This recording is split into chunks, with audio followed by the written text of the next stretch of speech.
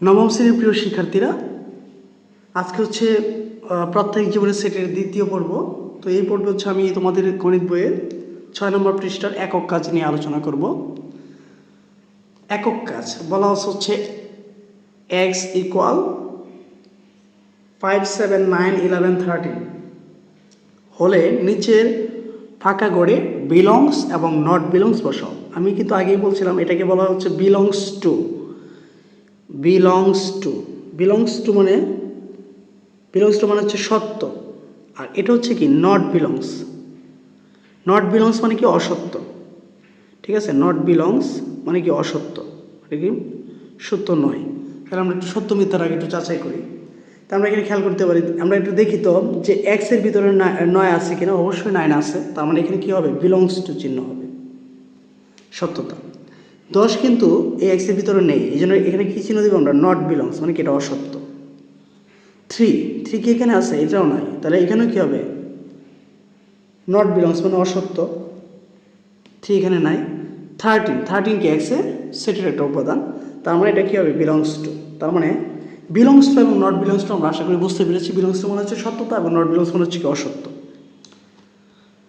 এবার যে বলছে সেট প্রকাশের পদ্ধতি। সেট প্রকাশের পদ্ধতির মধ্যে কি বলছে, তোমরা দেখলে যে সেটের মাধ্যমে আমরা বস্তু বা সংখ্যা সংকলনকে সুনির্দিষ্টভাবে প্রকাশ করতে পারি। অর্থাৎ কোনো বস্তু একটি বস্তু সেটের উপাদান কিনা তা সুনির্দিষ্টভাবে বলা যায়। যেমন 10-এর চেয়ে ছোট সকল বিজোড় সংখ্যা সেট হচ্ছে, যখন বলবে যে সেট, এই যে সেট কথাটা বলবে তখনই দ্বিতীয় বন্ধনী দিতে হবে এবং কমা দিতে হবে। যেমন 10-এর থেকে ছোট বিজোড় সংখ্যাগুলো কত হবে, 1, 3, 5, 7, 9।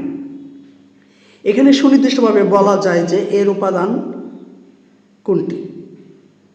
যেমন এখানে 3 আছে, 3 হচ্ছে এর উপাদান, কিন্তু 4 কি এর উপাদান নয়। আবার যদি 10 বলে 10ও কি হবে না, এর উপাদান হবে না। এই জন্য এগুলো হচ্ছে নট বিলংস। তারপর হচ্ছে ইংরেজি বর্ণমালার স্বরবর্ণ বা বাওয়েল। আমরা জানি বাওয়েল হচ্ছে 5টা, এ ই আই ও ইউ, অর্থাৎ বি দিয়ে একটা দ্বিতীয় বন্ধনী দিয়ে কি বলছে, এ ই আই ও ইউ। এখানে আমরা যদি খেয়াল করি আই অবশ্য বি এর মধ্যে আছে, এই জন্য কি বিলংস টু দিছে। বি কিন্তু এখানে নাই, এই জন্য কি নট বিলংস দিছে। মানে বিলংস এবং নট বিলংস নিয়ে হচ্ছে সেট প্রকাশ কীভাবে করতে হবে এটা এখানে আলোচনা করা বলছে। সেটকে 2 পদ্ধতিতে প্রকাশ করা যায়, একটা হচ্ছে তালিকা পদ্ধতি, একটা হচ্ছে সেট গঠন পদ্ধতি। এটা হচ্ছে তালিকা পদ্ধতি, এটা হচ্ছে সেট গঠন। তালিকা পদ্ধতি হচ্ছে তোমাকে করেই দেওয়া থাকবে, অর্থাৎ সেট প্রকাশ করে দেওয়া থাকবে। আর সেট গঠন যেটা কিছু শর্ত দেওয়া থাকবে, শর্ত অনুযায়ী তোমাকে সেটটা গঠন করতে হবে। তো তালিকা পদ্ধতি যদি আমরা খেয়াল করি, তালিকা পদ্ধতি কী কী বলা আছে বলছে, এই পদ্ধতিতে সেটের সকল উপাদানকে কমা দিয়ে পৃথক করে দ্বিতীয় বন্ধনীর মধ্যে লেখা হয়ে থাকে। আমি তো বলেই দিলাম যে তালিকা পদ্ধতি মানে তোমাকে সেট করেই দেওয়া থাকবে। যেমন এই যে এ সমান 1, 2, 3, মৌলিক সংখ্যার সেট পি সমান 2, 3, 5, 7, 11 ... মানে আর অসংখ্য থাকতে পারে। আবার জোড় সংখ্যার সেট ই সমান এখানে জোড় সংখ্যা, ঋণাত্মক জোড় সংখ্যা কত থেকে স্টার্ট হবে আমরা জানি না, অগণিত। -8, -6, -4, -2, 0, তারপর হচ্ছে 2, 4, 6, 8 এরকম চলমান, যেহেতু বলছে জোড় সংখ্যার সেট। আচ্ছা, এখন আসো এখানে দেখবো হচ্ছে সেট গঠন পদ্ধতি। ঠিক আছে, সেট গঠন পদ্ধতিতে কি আলোচনা করা আছে। সেট গঠন পদ্ধতিতে আলোচনা করা হচ্ছে এই পদ্ধতিতে সেটের সকল উপাদানকে সুনির্দিষ্টভাবে তাদের বৈশিষ্ট্য এবং শর্তের মাধ্যমে প্রকাশ করা হয়। যেমন এখানে একটা শর্ত দেওয়া থাকবে, শর্তটা কেমন শর্ত দেওয়া থাকবে আমরা যদি খেয়াল করি, বলছে A equal second bracket X such that X স্বাভাবিক বিজোড় সংখ্যা। এই চিহ্নটাকে বলা হচ্ছে সাজ দ্যাট। ঠিক আছে, এরকম চিহ্নকে বলা হবে সাজ দ্যাট। নিচে আলোচনা করা আছে স্বাভাবিক বিজোড় সংখ্যা। বলছে লক্ষ্য করো এক্স এর পরে এই যে 2টা কোলন দেওয়া আছে, এটাকে বলা হয় সংক্ষেপে যেন বা সাজ দ্যাট বোঝায়। যেহেতু এই পদ্ধতিতে সেটের উপাদান নির্ধারণের জন্য শর্ত বা নিয়ম দেওয়া থাকে, এই জন্য এই পদ্ধতিকে বলা হয় রোল মেথডও বলা হয়ে থাকে। অর্থাৎ যে সেট গঠন পদ্ধতিকে কি বলা হয়, যে রোল মেথডও বলা হয়ে থাকে। যেমন আমরা প্রথমে 1 নম্বর অঙ্কে যদি যাই, 1 নম্বর অঙ্কটা উদাহরণ 1 নম্বরটা যদি লক্ষ্য করি, বলছে সেট এ সমান 0, 3, 6, 9, তারপর হচ্ছে 12, 15 একে সেট গঠন পদ্ধতি প্রকাশ করা। আমরা একটু সুন্দর করে খেয়াল করতে পারি। যেমন এখানে হচ্ছে 3 এর গুণিতক আকারে বৃদ্ধি পেয়েছে। 3 একে 3, 3 দুগুণে 6, 3 3 9, 3 4 12, 3 5 15। তো আমরা দেখি এটা উদাহরণটা এখানে অবশ্যই করে দিচ্ছে, সমাধান করে দিচ্ছে। তারপর আমরা একটু আলোচনা করি। বলছে এখানে সেটের প্রত্যেকটি উপাদান পূর্ণ সংখ্যা 0-এর চেয়ে ছোট নয় এবং 15-এর চেয়ে বড় নয়, অর্থাৎ 3-এর গুণিতক। সুতরাং সেট গঠন পদ্ধতিতে আমরা লিখতে পারি, সেট গঠন পদ্ধতি করতে গেলে প্রথম আগে কি লিখতে হবে, একটা এ লিখে আমরা একটা ইকুয়াল দিয়ে আমরা সেকেন্ড ব্র্যাকেট দিয়ে এক্স সাজ দ্যাট এক্স লিখতে হবে। পূর্ণ সংখ্যা আমরা এখানে বুঝছি এগুলো পূর্ণ সংখ্যা যা 3-এর গুণিতক এবং 0-র সমান এবং কি 15 ছোট পাতার সমান। সবগুলো কি 3-এর গুণিতক, যেমন 3 0 0, 3 1 3, 3 2 6, 3 3 9, 3 4 12, 3 5 15। ঠিক আছে। আবার 2 নম্বর উদাহরণটা যদি খেয়াল করি, 2 নম্বর উদাহরণটা কি বলছে, 2 নম্বর উদাহরণটা বলছে set A equal second bracket X such that x পূর্ণ সংখ্যা x square less than equal, এরকম চিহ্ন যখন থাকবে এটা নিচে একটা সমান মানে টান দেওয়া থাকবে, এটাকে বলা হবে ইকুয়াল মানে লেস দেন ইকুয়াল 25 কে তালিকা পদ্ধতিতে প্রকাশ করা। যেহেতু বর্গের সংখ্যা বলছে, বর্গ কি 25-এর ছোট বা সমান। যদি বর্গ করি তাহলে ধনাত্মক সংখ্যার বর্গ করলেও ধনাত্মক হয়, আবার ঋণাত্মক সংখ্যার যদি আমরা বর্গ করি তাহলে কি হয়, ধনাত্মক হয়।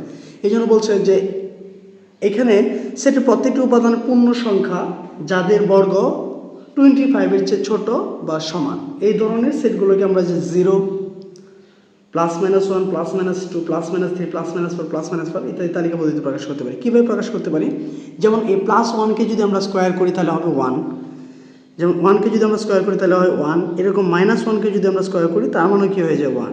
যেমন 2কে যদি আমরা স্কোয়ার করি তাহলে হবে 2 × 4, -2কে যদি স্কোয়ার করি তাহলে কি হতে হবে 4। অর্থাৎ তোমাকে মনে রাখতে হবে যে ঋণাত্মক সংখ্যাকে যদি আমরা বর্গ করি তাহলে এটার মান ধনাত্মক হয়ে যায়, ঋণাত্মক সংখ্যাকে যদি বর্গ করা হয় তাহলে এটার মান কী হয়ে যায়, ধনাত্মক হয়ে যায়। এবং 0 যদি বর্গ করি তাহলে কী হয়ে যায় 0, তাহলে 0 কি 25-এর থেকে ছোট বা ছোট।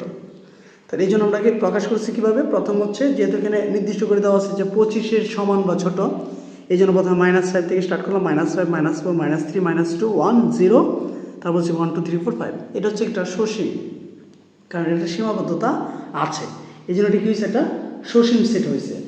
আর যদি সীমাবদ্ধতা না থাকতো তাহলে আমরা কী করতাম, অসীম সেট করতাম। ঠিক আছে। তো এবার হচ্ছে একক কাজে যাব। একক কাজে আমি একটু খাতায় সমাধান করতে হবে একক কাজগুলো। একক কাজ, ঠিক আছে, 7 পৃষ্ঠার একক কাজ। 7 পৃষ্ঠা একক কাজের প্রথমটা যদি খেয়াল করি কি বলা আছে, প্রথমটা আমরা দেখব। প্রথমটা হচ্ছে একক কাজে প্রথমে আমরা দেখব হচ্ছে এ ইকুয়াল বলছে হচ্ছে -28, তারপর হচ্ছে আমরা এ সমান দিয়ে একের ক নম্বরটা প্রথমে এটা একটা লিখি, এ ইকুয়াল সেকেন্ড ব্র্যাকেট -28 -21 -14 -7 7 14 21 28। ঠিক আছে। এখন এটা লিখলাম, এটাকে যদি আমরা কাজ করি, দেখো এখানে এই -28 এবং এখানে আছে হচ্ছে +28, এই সবগুলাই হচ্ছে 7 দ্বারা বিভাজ্য হয়। সংখ্যাগুলো কী দ্বারা বিভাজ্য হয়, 7 দ্বারা বিভাজ্য হয়, অর্থাৎ 0 ছাড়া। ঠিক আছে। তাহলে আমরা লিখতে পারি এখানে -28 থেকে 28 পর্যন্ত, -20 থেকে 28 পর্যন্ত 7 দ্বারা বিভাজ্য, 7 দ্বারা বিভাজ্য সংখ্যার সেট, এটা সংখ্যার সেট। ঠিক আছে, এটা আমরা লিখলাম। এখন আমাকে যেহেতু বলছে যে নিচের সেটগুলোকে সেট গঠন পদ্ধতি করতে হবে, তাহলে সেট গঠন পদ্ধতি করার জন্য আমাকে প্রথমে কী করতে হবে, আমরা এ লিখলাম। এ লিখে আমরা কী করবো, একটা সমান দিয়ে একটা দ্বিতীয় বন্ধনী দেবো, এক্স সাজ দ্যাট এক্স, এটা তো আমাকে লিখতে হবে। তাহলে এক্স সাজ দ্যাট এক্স যে আমরা লিখলাম, এখন এক্স সাজ দ্যাট এক্স লেখার পরে আমরা এখানে খেয়াল করব যে সবগুলো কি বলছে যে 7-এর গুণিতক। তাহলে আমরা এখানে লিখতে পারি এটা হচ্ছে পূর্ণ সংখ্যার ইচ্ছা করলে আমরা দিতে পারি যে পূর্ণ সংখ্যা দিয়ে কাজ করতে পারি। পূর্ণ সংখ্যা দিয়ে কাজ না করলে আমরা এভাবে লিখতে পারি যে পূর্ণ সংখ্যা 7-এর গুণিতক। গুণিতক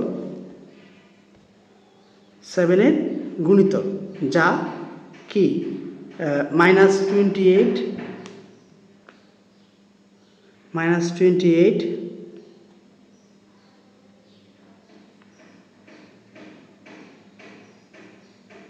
ঠিক আছে, 7 এর গুণিতক।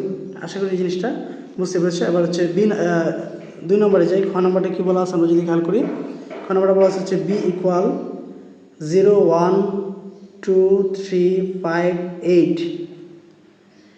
ঠিক আছে, এখানে আমরা খেয়াল করব এই যে সংখ্যাটা, এটা হচ্ছে 0 1 2 3 5 8। আমরা যদি খুব ভালো করে খেয়াল করি, শূন্যর সাথে যদি আমরা এমনিতে 1 যোগ করি তাহলে হয় 1, 1-এর সাথে 2 যোগ করলে হয় 3, 1-এর সাথে 2 যোগ করলে হয় 3, 2-এর সাথে 3 যোগ করলে হয় 5, 5-এর সাথে 3-এর সাথে 5 যোগ করলে হয় হচ্ছে 8। অর্থাৎ জিনিসটাকে এভাবে লেখা যায় 0 1 1 2 3 5 8। ঠিক আছে, ডট ডট ডট এরকম অনেকগুলো হইতে পারে, যেহেতু এখানে ডট ডট দেওয়া আছে, ডট ডট দেওয়া আছে, আমরা ডট ডট দিতে পারি। যদি এরকম হয় কখনো, ঠিক আছে, তাহলে এটাকে বলা হচ্ছে, এটা হচ্ছে ফিবোনাক্কি একটা অনুক্রমের উপাদান। এটা হচ্ছে কি একটা ফিবোনাক্কি অনুক্রম। তাই আমরা এইভাবে লিখতে পারি x such that x Fibonacci. Fibonacci সংখ্যাটা সম্পর্কে তোমরা ক্লাস 8-এ পড়ে আসছো যে ফিবোনাক্কি কাকে বলা হয়। ফিবোনাক্কি হচ্ছে যখন পরপর দুইটি সংখ্যার যোগফলে পরবর্তী সংখ্যা হয় তাকে বলা হয় হচ্ছে কি ফিবোনাক্কি বা ফিবোনাচ্চি। ঠিক আছে, আমরা ফিবোনাচ্চি সম্পর্কে জানবো, অনুক্রম। ঠিক আছে, অনুক্রমের উপাদান, কারণ এর বেশি এখানে কিছু লেখা যাবে না। আচ্ছা,